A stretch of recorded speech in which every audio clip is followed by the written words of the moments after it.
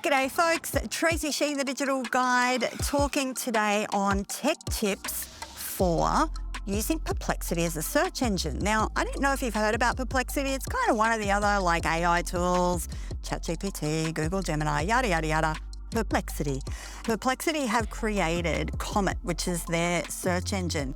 So as you can see, I've managed to create a ad blocker and tracking. So one of the perfect things is it's really kind of dialed into what I want to know. This is the paid version, and I find this a very worthwhile investment for me because you can really dial in your preferences around what model it's using or personalizing and thinking about, response lengths, even down to what sources do you want to be pulling the information from. If you don't want it to reference, say, Reddit or Wikipedia, then you can say no to them, but yes to these.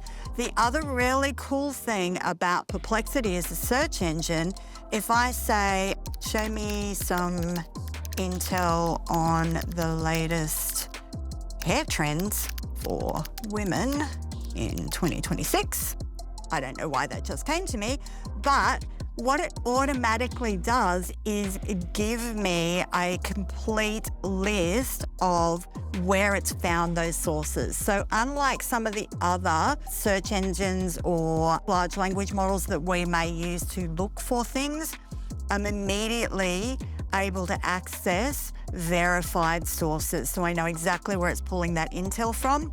Really helps with that hallucination piece and really tightening and making sure that what you're talking about is legit. So if I jump straight over to links, it's going to give me everything that it's found for that particular search.